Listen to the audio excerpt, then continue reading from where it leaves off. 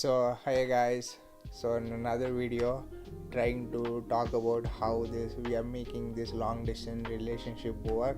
So we just wanted to start with why this is even a long distance relationship, and start. I'll say about myself, and then she'll say about herself.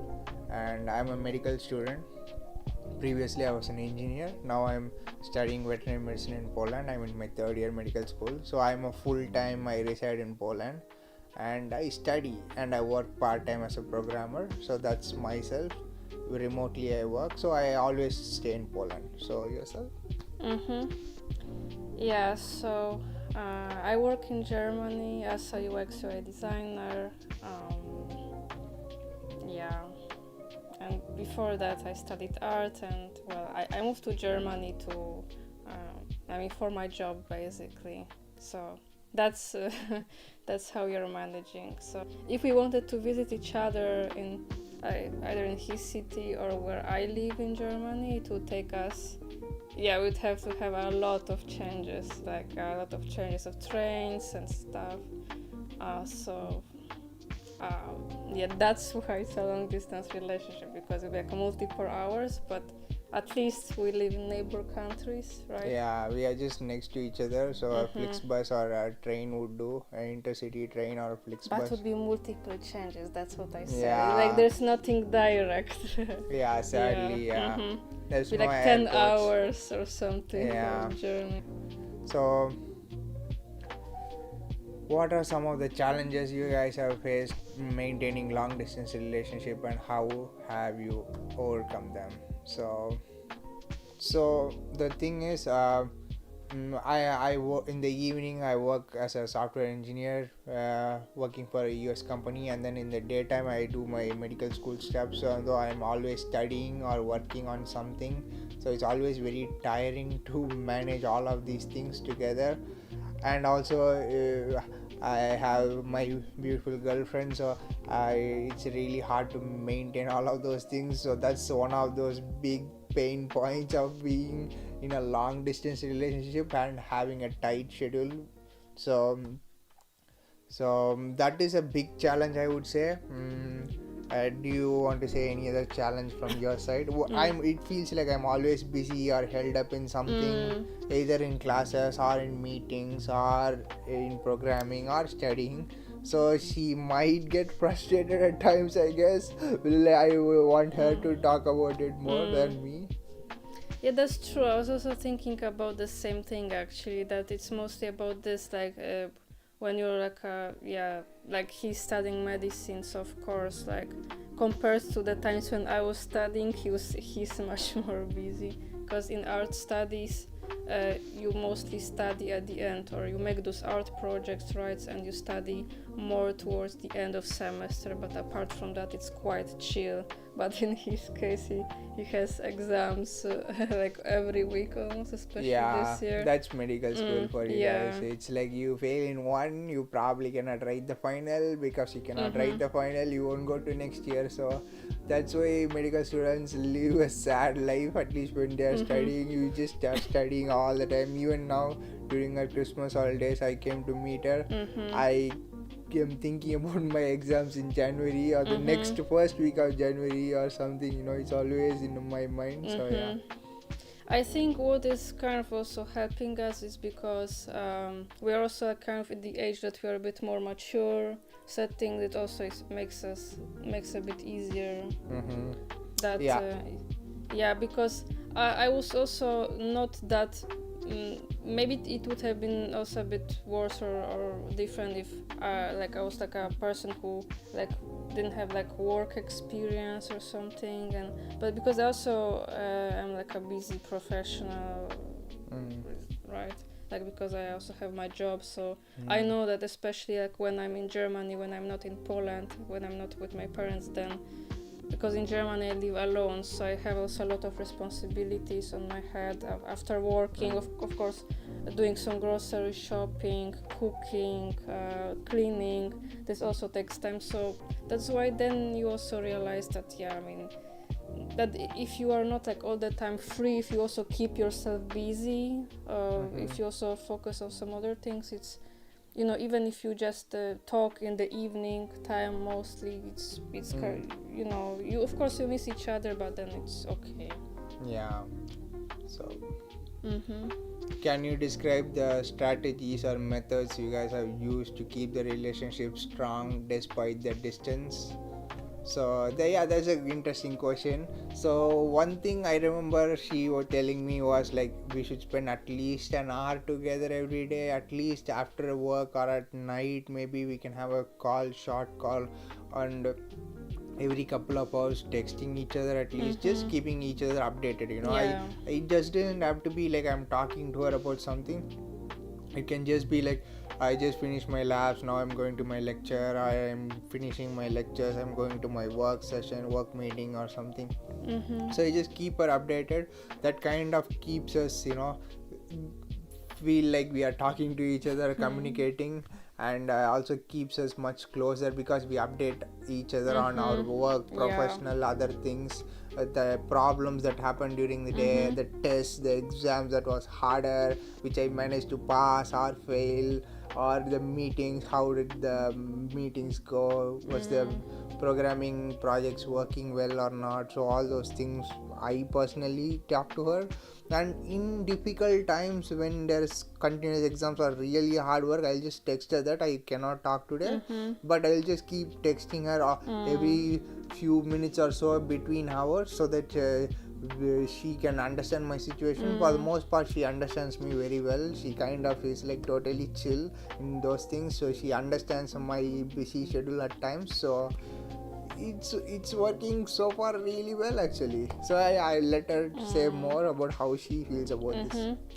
Yes, so I think this is the most important thing, like basically to keep updating each other, that like to not disappear for multiple hours without saying anything. At least let your loved one know, like if you're going to be busy for multiple hours or not. Like don't just disappear without a word for a long time. So that the other person is not worried, and that the other person knows that everything is fine, that this person doesn't also create some images in the head that something is not right. And that's why I think it's good like to write like something like every just as an example, every 1 hour to write something, or if you're busy, then let know this person that you will not be able to talk for a couple of hours or something. But also remember to say something romantic to to remind this person that you love her or him. Yeah, that's the advice, I think. Yeah, okay. Have there been moments when the distance felt particularly difficult, and if so, how did you navigate those tough times? So that's like a very good question, I think, very practical question. Sometimes it feels very difficult because, let's say, holiday times I wish I was with her all the time, but mostly I have freaking exams the next week, so I just couldn't.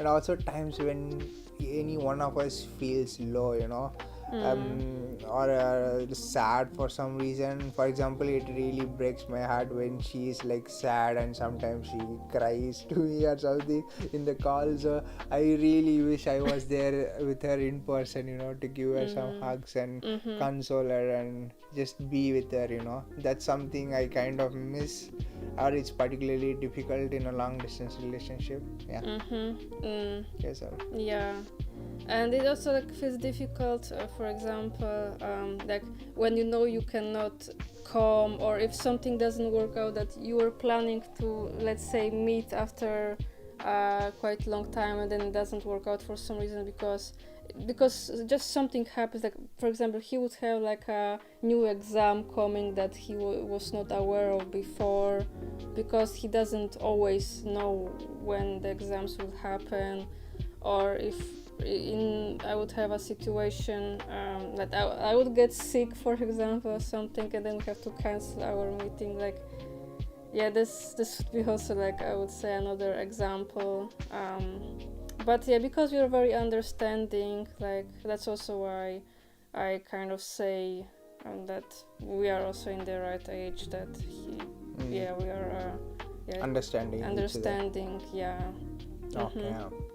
So, how do you handle differences in time zones, schedules, and other logistical challenges in your relationship?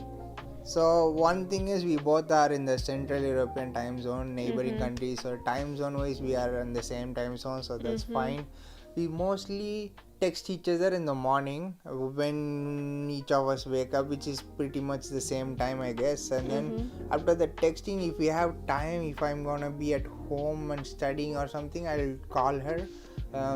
Mostly I will be leaving to the classes, so I just text her and then leave and then keep her updated, as I said before. And then we have a call maybe in the evening time or the night time or both times based on the schedule. So in that way we kind of manage it, I guess. So is there anything else? No, the only time that we had the time zone differences was when he went to India for like 1 month.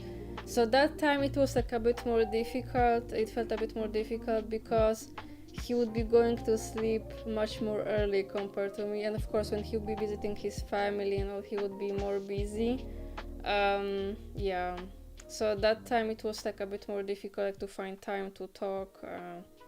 But at least like in the middle of the day we would find some time to have calls. Also, especially if I would be on home office, then also we could have like a couple of minutes for a call. It's then also a bit easier if we cannot spend that much time in the evening. So that's also another thing. But yeah, about like any logistical challenges. Yeah, maybe we can say like us but planning to live together. Like this is a kind of a logistic challenge that we're trying to figure out.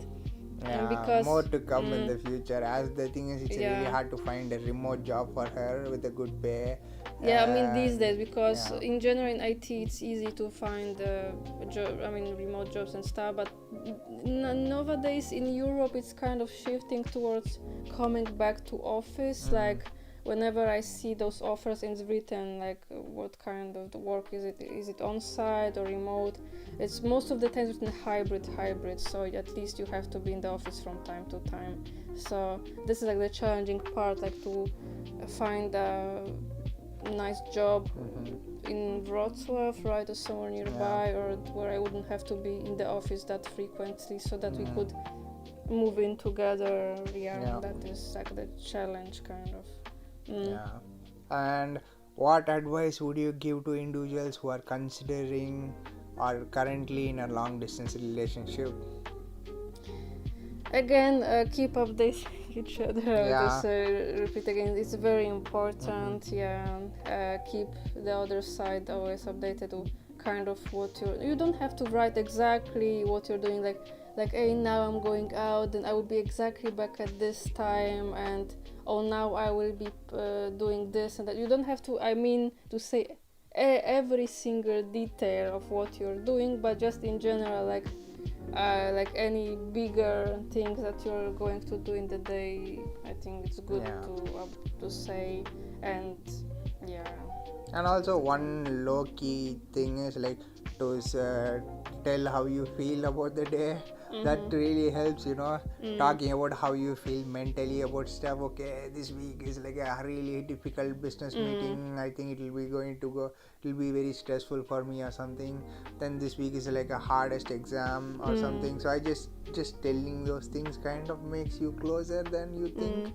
So actually, that also makes you more understanding, because sometimes you could be like, you see this person kind of unhappy or sad, and if this person doesn't tell you what's going on, you might feel like, oh, is it something about me? Did I do something wrong? But if he says that, oh, he has multiple meetings or some work-related meeting didn't go well, then I know that, okay, he's just going through a more difficult times, let's say, from work-related stuff, for example, and then I know that And Yeah. one other thing, advice I personally would give is to do a call, maybe a video call if possible, rather than texting, because you cannot convey all the emotions all the time. We are sometimes get mad at each other for stuff that we did not intend to say, but it came up in a wrong way when you texted without much of an emotion. So that's something I would highly recommend you guys do.